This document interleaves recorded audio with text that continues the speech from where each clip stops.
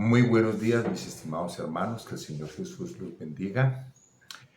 Nos disponemos a continuación a compartir el mensaje de la palabra de Dios. El tema que se ha estado desarrollando es relacionado con la mayordomía cristiana. Y esta mañana, pues, me ha correspondido hablar acerca de las recompensas de la fidelidad en la mayordomía cristiana. Entonces vamos a ver qué nos dice la palabra del Señor en este sentido. Pero oremos primero. Nuestro buen Dios, nuestro Padre Celestial, gracias te damos por el día, por la vida. Gracias por todo lo que haces, todo lo que permites, todo lo que tú nos das. Señor, vamos a estudiar tu palabra, vamos a ver qué nos hablas tú acerca de este maravilloso tema, Señor. Te ruego que abras la mente, el entendimiento en todos y cada uno de nosotros, que apartes cualquier elemento que quiera interponerse para que recibamos la bendición. Danos la capacidad para entender, para creer, para vivir, para aceptar tu bendita palabra, Señor. Te rogamos que hables a nuestras vidas, a nuestras mentes y a nuestros corazones. Señor, que seamos muy bendecidos por medio de este mensaje. En el nombre de Jesús oramos. Amén. Muy bien, quiero invitarlos para que busquen en sus Biblias en el Evangelio de Lucas, capítulo 12. Evangelio de Lucas, capítulo número 12. Y vamos a dar lectura a los versículos del 42 hasta el 48. Dice la palabra del Señor de la siguiente manera. Evangelio de Lucas, capítulo número 12, versículo 42 al 48, dice así, en el precioso nombre de Cristo Jesús.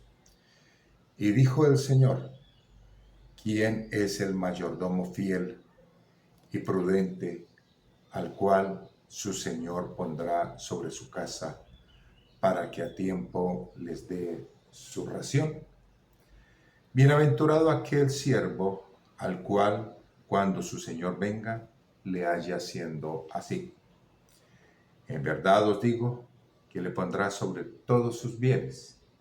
Mas si aquel siervo dijere en su corazón, mi Señor tarda en venir, y comenzare a golpear a los criados y a las criadas, y a comer y beber y embriagarse, vendrá el Señor de aquel siervo en día que éste no espera y a la hora que no sabe, y le castigará duramente y le pondrá con los infieles.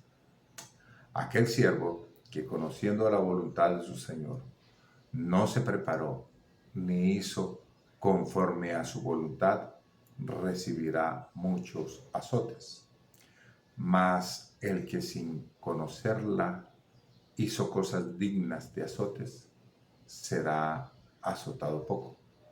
Porque a todo aquel a quien se haya dado mucho, mucho se le demandará.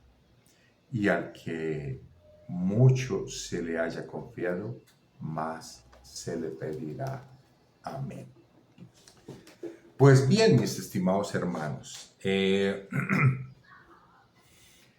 tema de la mayordomía es supremamente interesante y tiene tantos elementos que nos ilustran y nos aconsejan y nos ayudan en lo que es nuestra vida cristiana, nuestra relación con Dios, con la iglesia, con el mundo, en fin, con todas las cosas materiales, el dinero, los recursos y muchas cosas como lo vamos a ver a continuación.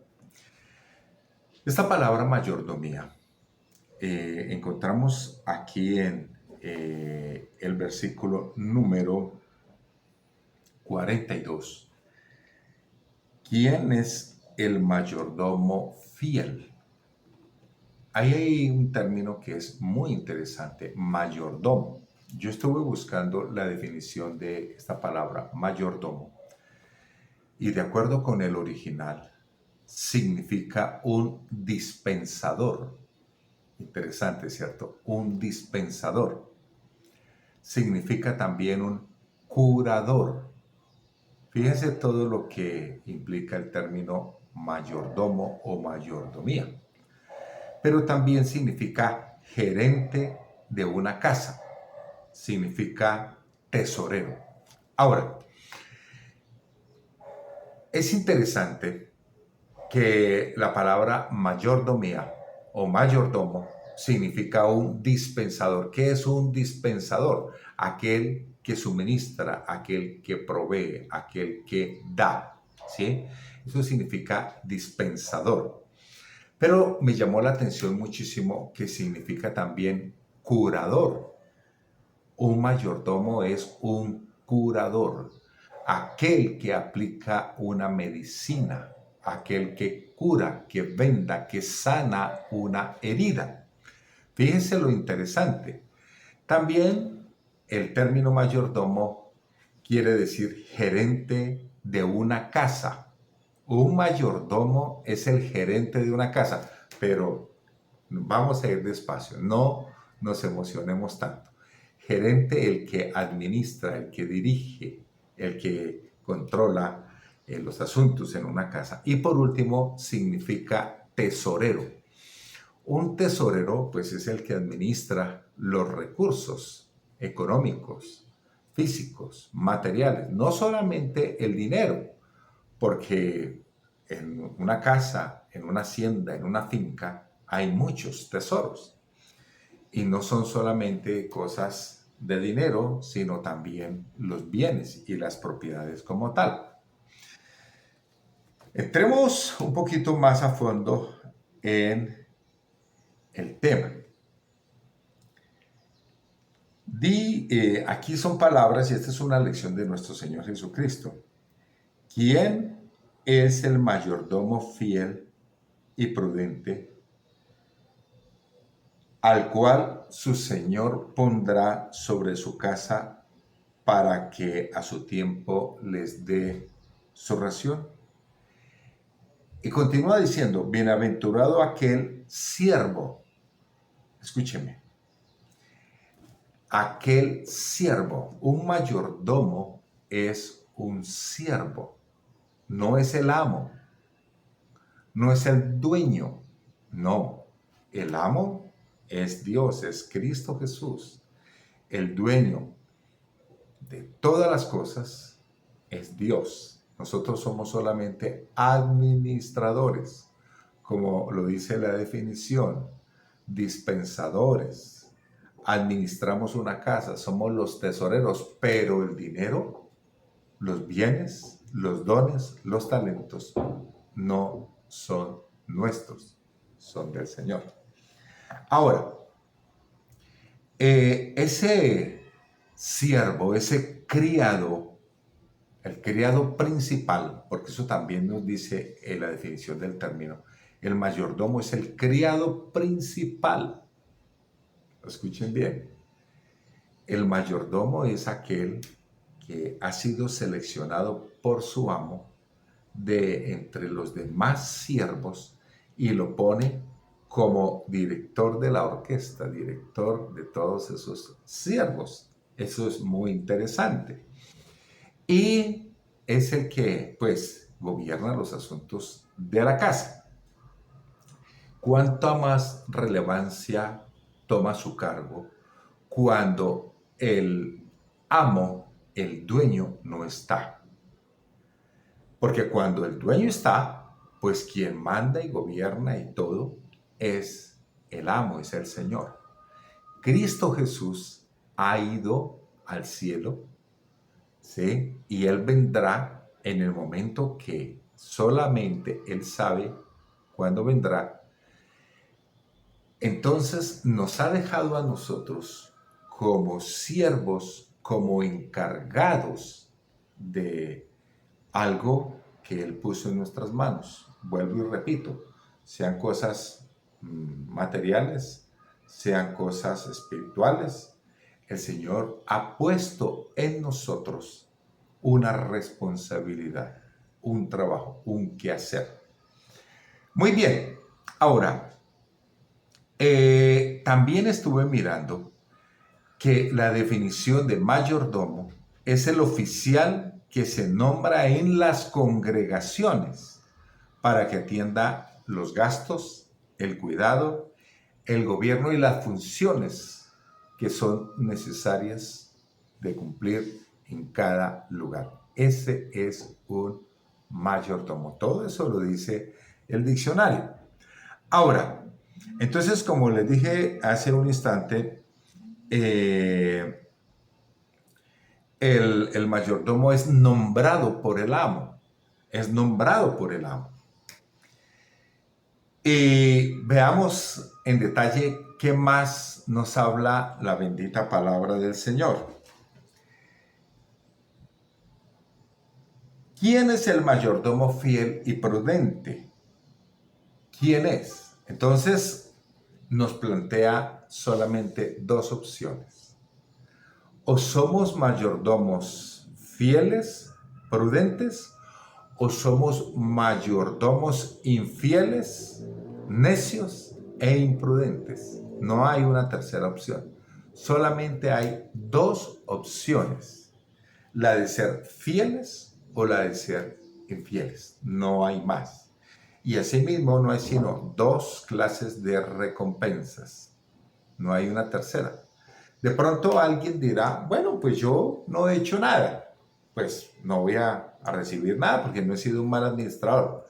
Pero ha dejado de cumplir la voluntad de nuestro Señor, de Dios, del amo, del dueño de todas las cosas. Ahora,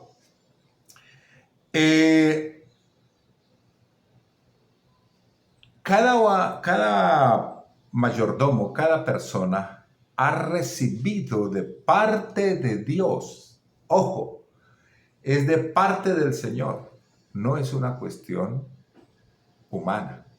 No es que yo quise nombrarme ministro del Evangelio. No es que yo quise nombrarme dirigente, predicador, maestro, pastor, lo que sea. No fue que yo quise nombrarme.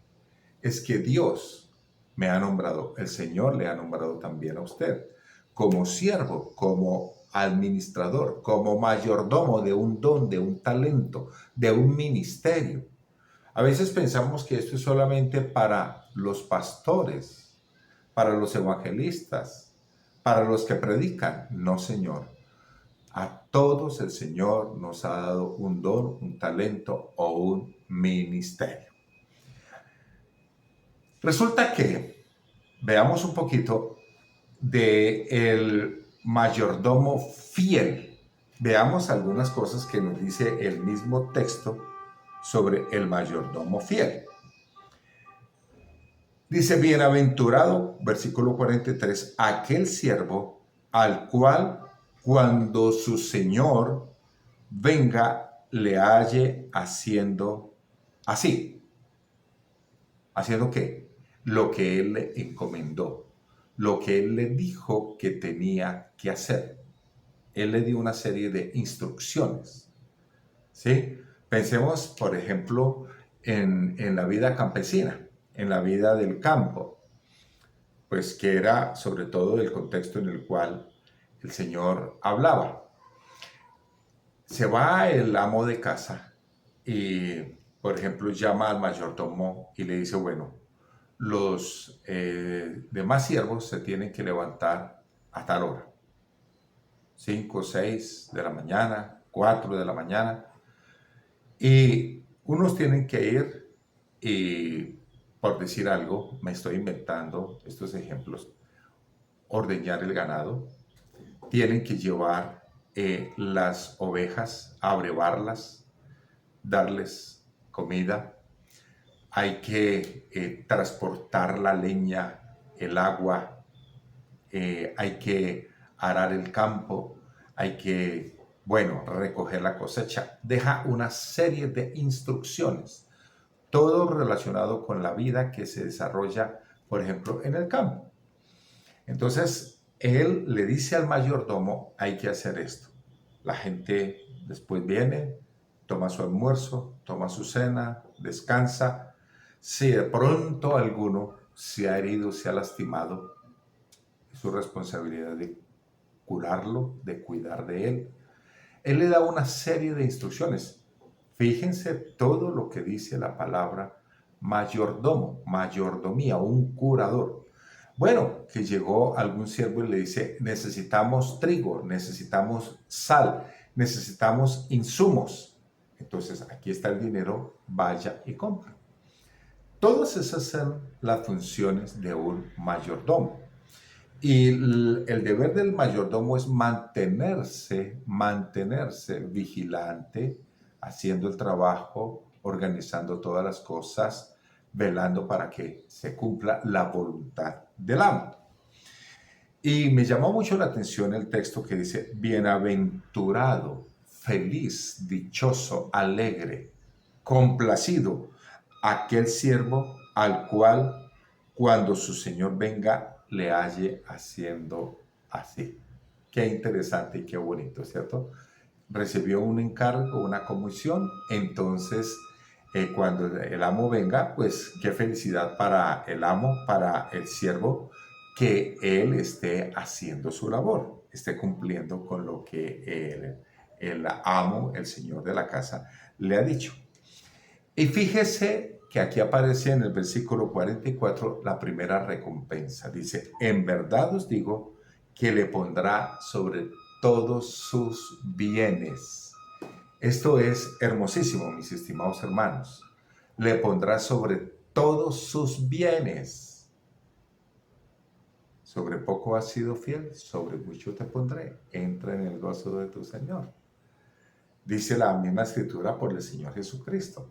Entonces, es muy interesante que al venir el amo y ver todas las cosas funcionando, trabajando como debería ser, lo recompensa y lo pone sobre cosas mayores. ¿Sabían ustedes que nosotros, los cristianos, somos llamados a administrar y a gobernar con Cristo Jesús en la eternidad?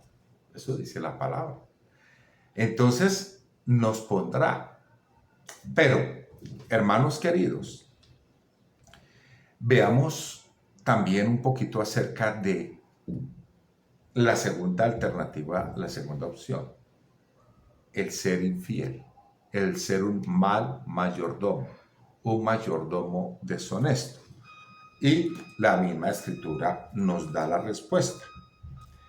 Versículo 45. Mas si aquel siervo dijere en su corazón, mi señor tarda en venir, y comenzare a golpear a los criados y a las criadas, y a comer y a beber y embriagarse, vendrá el señor de aquel siervo en día que éste no espera y a la hora que no sabe, y le castigará duramente y le pondrá con los infieles.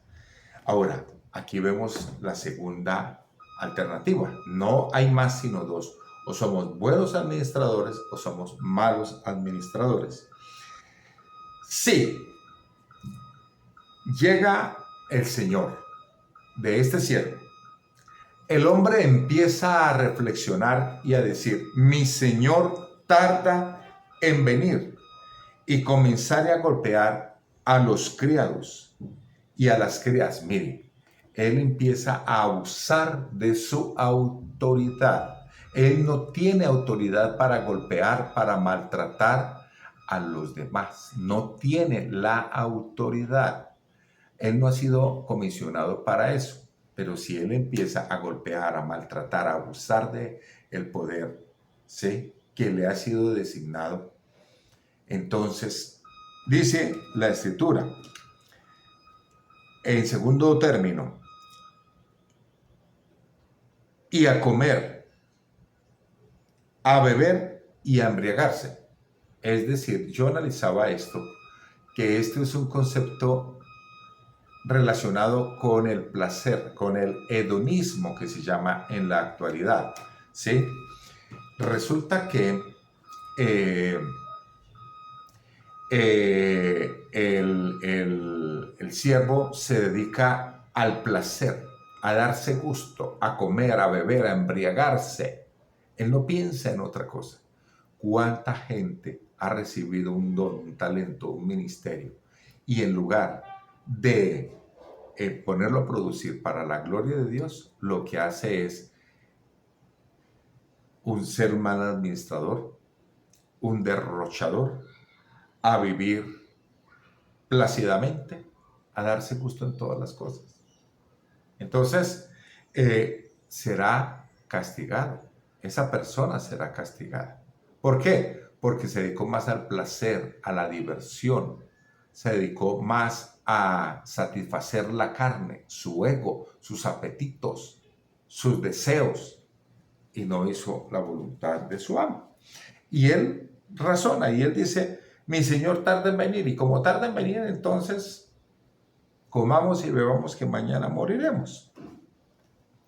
Pero el versículo 46 nos dice, vendrá el Señor de aquel siervo en día que éste no espera y a la hora que no sabe, y le castigará duramente y le pondrá con los infieles. Le castigará duramente. Ahí sí va a recibir los azotes. Ahí sí va a recibir el maltrato. Ahí sí va a recibir lo que merecen sus actos. Ojo con eso, mis estimados hermanos. Él no sabe a qué horas vendrá el amo, su señor. Él no sabe a qué horas vendrá. No calcula, no estima, no considera cuándo vendrá. No lo sabe tampoco. Entonces, él, en vista de ese desconocimiento, él, pues, hace mal uso de los recursos, hace mal uso del poder, hace mal uso de su capacidad y lo utiliza para mal. Ahora, también nos dice la palabra en versículo 47, aquel siervo que conociendo la voluntad de su Señor no se preparó ni hizo conforme a su voluntad, recibirá muchos azotes. Qué interesante, ¿no? Conociendo la voluntad de su Señor. Pensemos, por ejemplo, en el joven que es estudiante, sea de grados inferiores, grados superiores de la universidad. El profesor le deja una tarea, un trabajo, pero resulta que no lo hace. Se va con los amigos a la diversión, a la comida, a la bebida, al placer. Llegó el día de la prueba y llegó el día de la prueba y no supo qué responder. Perdió. Allí ya no vale el lloro, el lamento, el que yo fui, yo hice. No. La prueba determina si pasa o no pasa el examen. Punto. Ahora, haciendo aquí un paréntesis pequeño, yo pienso que hay varias profesiones que no permiten un error de aprendizaje, un error de cálculo. No lo permite. Yo digo que, por ejemplo, lo que es un abogado, lo que es un médico, lo que es un ingeniero, un arquitecto, no deberían pasar las materias con una calificación inferior a 5, a perfecto o a excelente. ¿Por qué? Pensemos en el médico. El médico resulta que le hicieron una prueba, un test, un quiz, como dicen ellos, en la universidad. ¿Qué se le da a un paciente que venga con una hipertensión? Estoy inventando un ejemplo. Y él escribe, hay que darle, qué sé yo, en lugar de darle algo para bajar la tensión, le da por ejemplo, algo que le quite los nervios, o algo para la tos, o para una alergia. Puede matar a esa persona. ¿Y cuántos casos se han visto? Y yo me atrevo a decir que muchos pacientes murieron por una falta de educación, porque no hubo una educación adecuada para ese profesional, para ese médico, y mató. Casos se han visto cuando hacen una cirugía a la pierna que no correspondía. Un abogado, un abogado no debería pasar con un 405 la máxima nota. ¿Por qué? Porque su error de conocimiento de las leyes puede mandar a una persona a la cárcel injustamente. Si, en los países donde hay pena de muerte, lo mandó a la pena capital por desconocimiento de la ley. Un ingeniero no debería pasar con una nota inferior a 5, porque él hace un error de cálculo en un edificio, por ejemplo, una estructura. Hizo un error de cálculo y el edificio se vino abajo, mató gente, causó daños, pérdidas. Entonces, hay profesiones que no permiten un error. Bueno, y ya entrando al final de la reflexión, dice el Señor, mas el que sin conocerla, versículo 48, mas el que sin conocerla hizo cosas dignas de azotes, será azotado poco. El que no sabía, hay gente en el mundo que no conoce las cosas de Dios. Hay gente que no tiene conocimiento de Dios, de la palabra.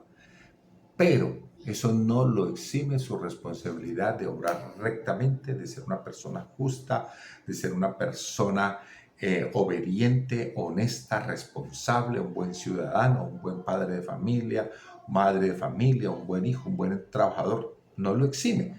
Mas el que sin conocerla hizo cosas dignas de azotes, será azotado poco, porque a todo aquel a quien se le haya dado mucho, mucho se le demandará, y al que mucho se le haya confiado, más se le pedirá.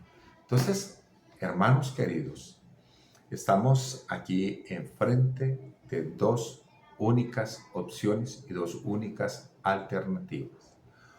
O se actúa correctamente o se hace incorrectamente. No hay más, no hay más. Si hizo lo bueno, recibirá recompensa. Si hizo lo malo, recibirá castigo. Es nuestra elección, es su elección y es mi elección. ¿Qué queremos? ¿La vida, la recompensa, el premio, la corona de vida? ¿Alegrar a nuestro Señor? ¿O queremos ser castigados y azotados y agradar al enemigo? Yo creo que lo primero. Entonces, amados hermanos, esta es la reflexión que tengo para compartir con ustedes. Vamos a orar. Padre, te damos gracias por este día, por este tiempo, por esta oportunidad que nos das de estudiar tu bendita palabra. Señor mío, Dios mío, yo te ruego, precioso Salvador, que nos ayudes y nos asistas para hacer esa clase de hijos tuyos que tú esperas que seamos, Señor, buenos administradores, buenos mayordomos, responsables. Padre divino, Padre celestial, que podamos corregir los errores, las cosas que hayamos hecho mal, que las podamos corregir y enmendar. Te amamos, te bendecimos, te exaltamos, te damos toda gloria y toda honra y todo honor, Señor. Padre, gracias por este tiempo, por estos días de oración e intercesión. En el nombre de Jesús oramos. Amén. Hermanos queridos, que Dios me los bendiga, que la terminen de pasar muy bien y abrazos en Cristo Jesús. Amén.